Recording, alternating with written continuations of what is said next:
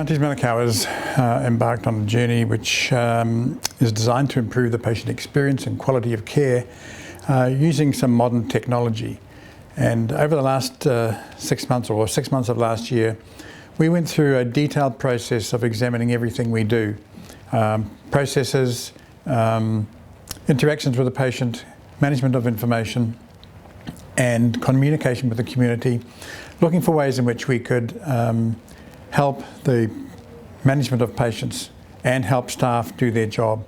We came up at the end of that process with 5 specific areas that we believed that we could work on and improve our patient journey. They were e-referrals and management of referrals, developing a medical ordering program, ensuring point of care information was available, maximising resource utilisation, and orchestrating the care that was essential for managing a patient. So we've got those 5 areas that we are now developing in more detail. In order to do that, we've had 3 teams of people over the last 3 months divided into 3 specific patient journeys. One of them is around cardiology, another one is a colorectal cancer patient, and the third one is a respiratory patient. And we've taken those patient journeys and looked at each of those 5 opportunities to develop a single view of how we can improve our patient journey. I'm Brian, I'm a house officer at Middlemore Hospital. I've been working here for about 18 months and I've had first-hand experience about a lot of our actual processes on how we operate in the hospital. I guess a good opening summary is that probably over 50% of a junior doctor's time is engaged in a lot of manual processes, transcribing of information, mostly handwritten, and a lot of other manual things which slow down our work, such as pages, fax systems, paper everywhere. The ward round is a good example of a complex decision-making process that involves multiple people and often at the bedside. When updating the patient's care plan or adding tasks, it's a manual process involving handwritten notes in the patient folder or medication chart. The problem is the visibility of that information. Often the folder is not where it should be, and you have to go looking for it, and this can take minutes that would be better spent doing other things. You might not be able to read the writing of the last person who made notes, or the pages are missing or not in the right order. When a decision is made at the point of care, for example to order a CT scan, there are 2 main ways we do this. The first is by sending a fax to radiology, and there are risks to doing this.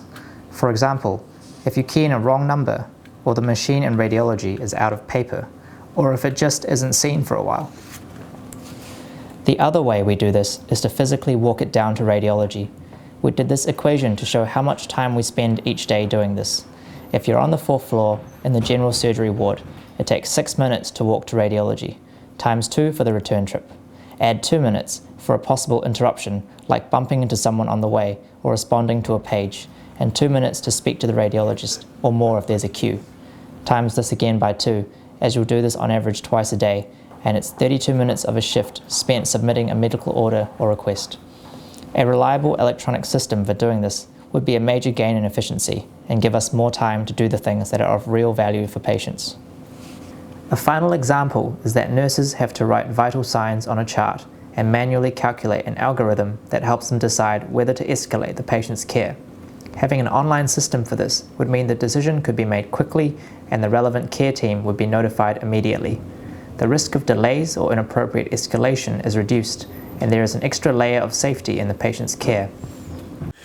So what we want to do now is take you on a journey with a typical patient who has a number of the problems from each of these 3 clinical streams that we had. So this patient will represent a patient with a respiratory problem, a colorectal problem, and a cardiology problem. This patient is a fictional man who is 55 years old. He has obesity, he has diabetes, but he also has some cardiology problems and some respiratory problems. His main presentation to his GP was because he's had some bleeding, and he's concerned, and his GP is concerned, that he has a cancer in his bowel. He has a family history of this. Now we're taking this patient from a whole of system approach, from his primary care right through the hospital process and back into primary care. It's a patient journey, but as we discuss it, we'll be giving you the perspective of a lot of the clinicians and allied people and other disciplines who are involved with the patient in their journey. What you can see on this picture here is the complexity of some of our processes, which are very repetitive, very manual and prone to errors. What we want to move to is a circle of care where the patient is at the centre, surrounded by health professionals, and associated with this is an integrated system of communication between providers and the patient. We start with Daniel's visit to his GP, and the GP is concerned that he may have bowel cancer. The GP refers Daniel for a colonoscopy and receives an electronic confirmation that the referral has been accepted and is in progress. Daniel is given a range of options for the appointment, so he can select a time that is convenient for him. He and his GP are kept notified at every step, and Daniel gets a reminder 2 days before his appointment, which includes important information about what he needs to do to prepare. Daniel then visits the super clinic and has his colonoscopy, and the report from this goes to the GP and to the gastroenterologist, who can immediately refer Daniel to a surgeon if necessary.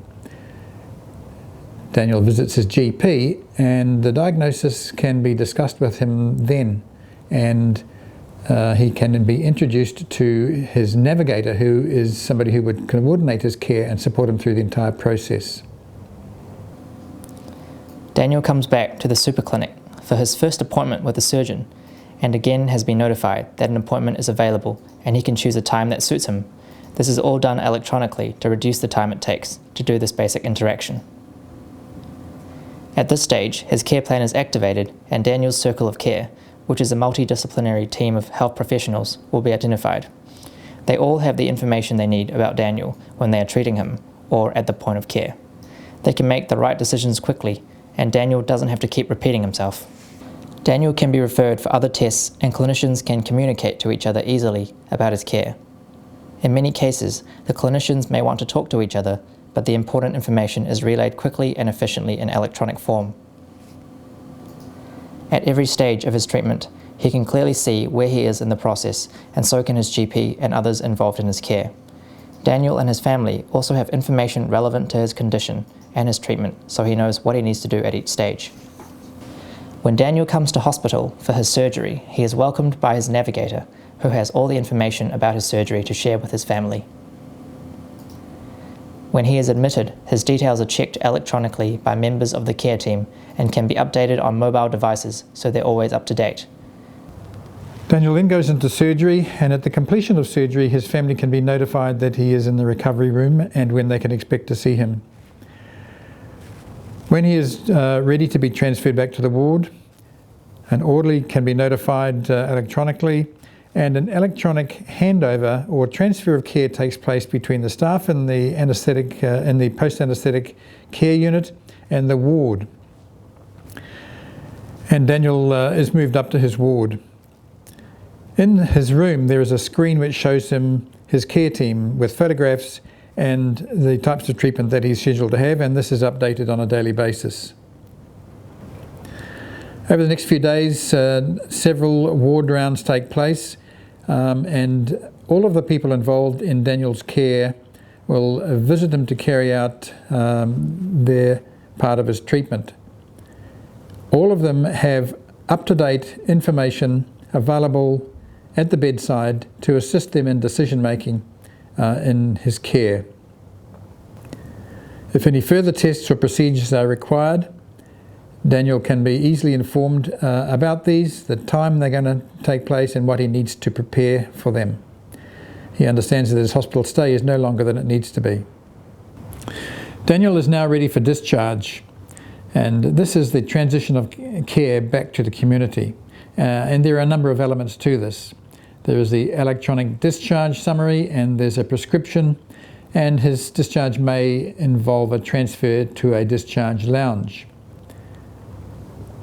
One of the things that we're looking to introduce is electronic prescribing, and the advantage of this is that the medical staff with their secure login to the system, can prescribe from anywhere in the hospital, so that Daniel doesn't have to wait for a doctor to physically come and see him to sign his prescription.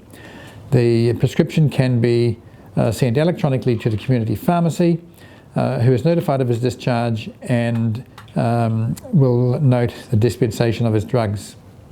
Daniel's GP is also notified of his return home and receives a discharge summary. The same summary is sent to all those involved in Daniel's circle of care in the community, so that his treatment after hospital is coordinated, and his navigator continues to support him through all aspects of his care. Following on from discharge, there are a number of possible stages in Daniel's treatment, including follow-up appointments with the surgeon, treatment at the cancer clinic, or a visit to a respiratory physician or a diabetes clinic. Referrals and medical orders are done seamlessly. Daniel and all members of his circle of care are informed at every step, and the process is efficient. The important steps are done electronically, and Daniel has the personal support he needs. The surgeon or other clinicians can offer appointments at the most suitable location and time for them, and from there Daniel can choose the times that suit him. Schedulers can contact Daniel to make changes if they need to, and they can quickly ensure they have everything they need for his appointment.